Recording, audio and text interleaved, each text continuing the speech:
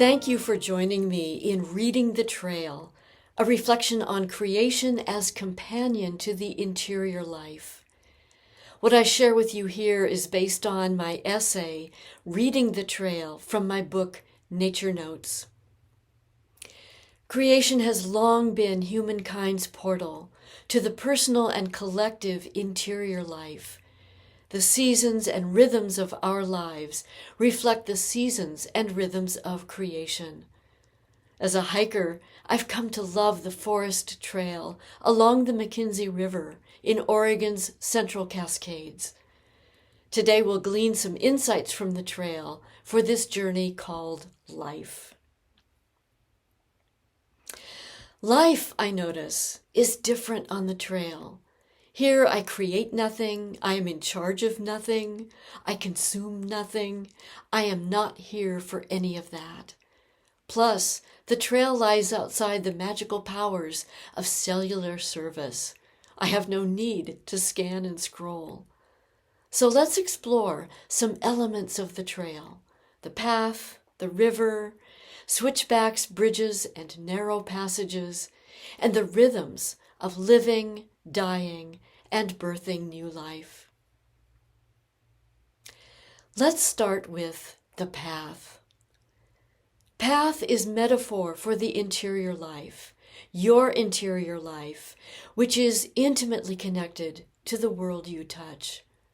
Some might call it the spiritual life, a word that tends to disembody us. Hiking the trail, reading the trail, is all about being in your body, your physical senses fully alive and taking in rich and vital information. The trail path has a beginning, a middle, and an end. Your life has the same, a beginning, a middle, and an end. A hike well done, a life honestly lived, step by step, day by day, with all your heart, gives you a sense of satisfaction, a sense of meaning, and worthy contribution. The path is smooth, until it's not.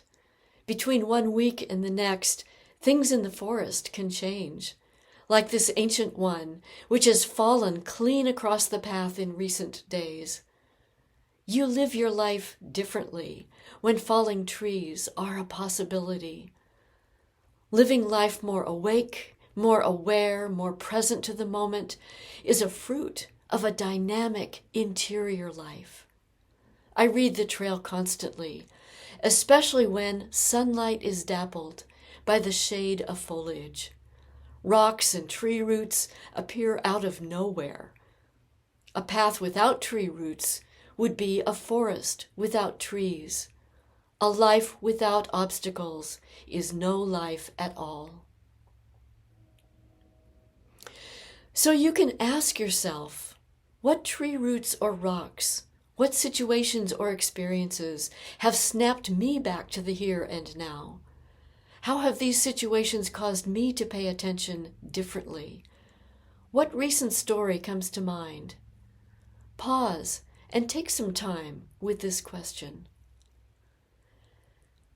Let's turn now to the river. The McKenzie River also follows a path, the path of least resistance. Like my own life, the path of the river has a beginning, a middle, and an end. It bubbles up from a sulfur spring in a little cove of Clear Lake. The river progresses from this little spring, at one point running underground, at sometimes racing white water rapids, sometimes branching into meandering channels. Indigenous peoples understand what we urbanized, faucet-dependent folk too easily forget. Water is life. Aware of the gift of water, my interior life becomes hydrated when I walk alongside this amazing and beautiful river. The path and flow of the river is the path and flow of life. Learn from the path and the flow of the river. Again, pause to ask yourself, When has my interior life felt most hydrated? Or when has it felt dry as a desert? How does or how might creation reconnect me with the interior life-giving waters? What experiences come to mind? Next, switchbacks, bridges, and narrow passages. I know I'm approaching a steep climb when I come to the switchbacks, the tight zigzags that ease the climb on steep grades.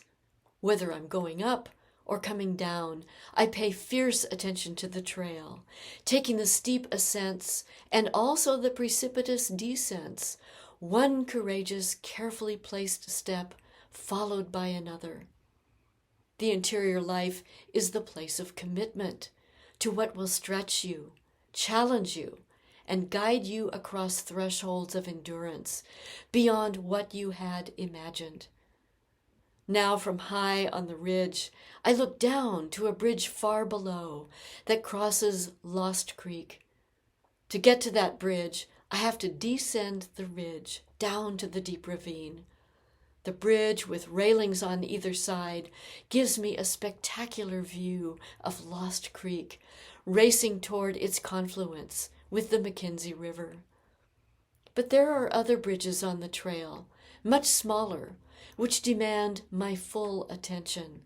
Narrow, split-log bridges, which tilt slightly toward the single handrail. I feel the tremor in the log base and rail as I carefully make my way across.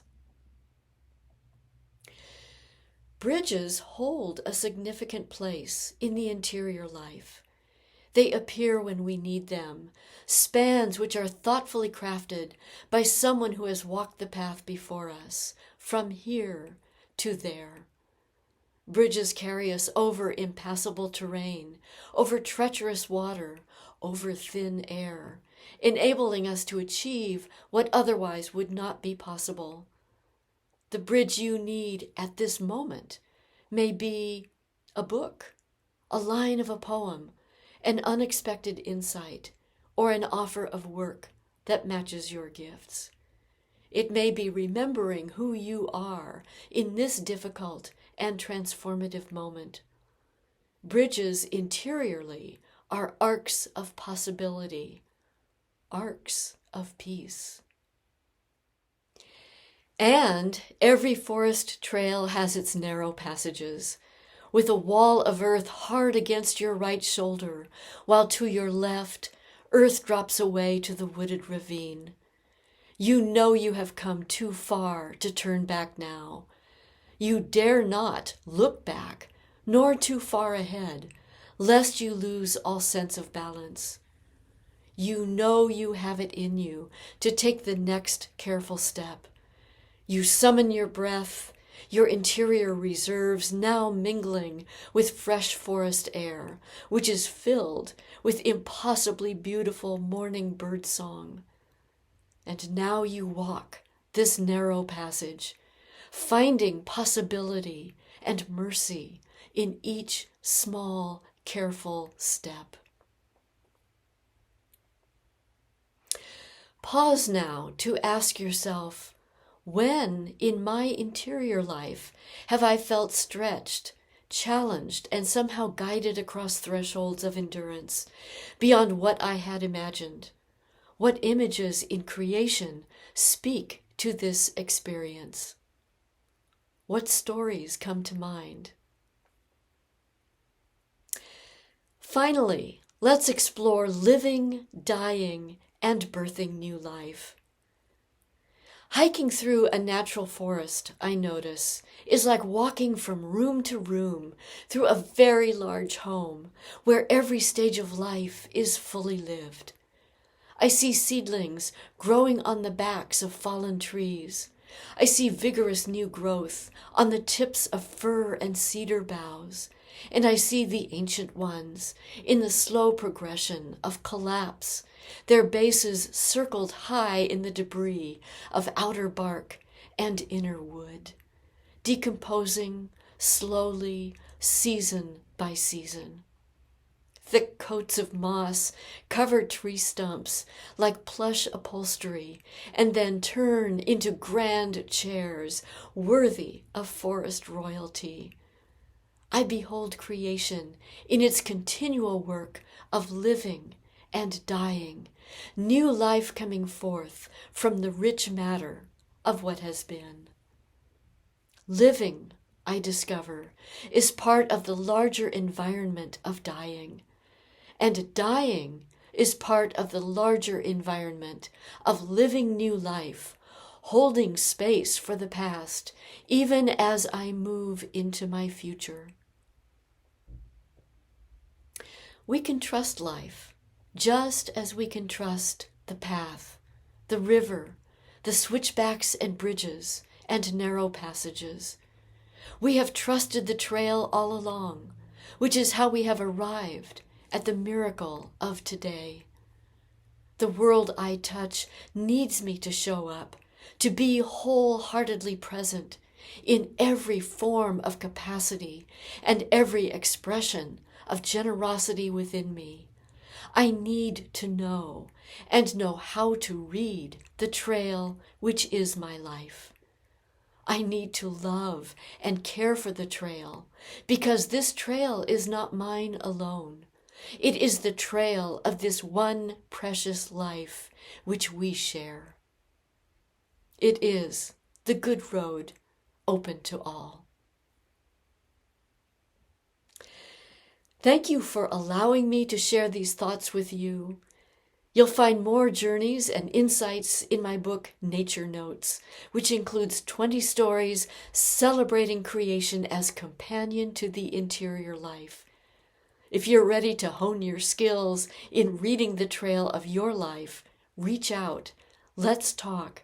I've been coaching individuals in their life journey for over 20 years. And please like this video, share it with friends, and subscribe to my channel for more inspiration. It's insight you can live with. Be well, stay strong, love one another.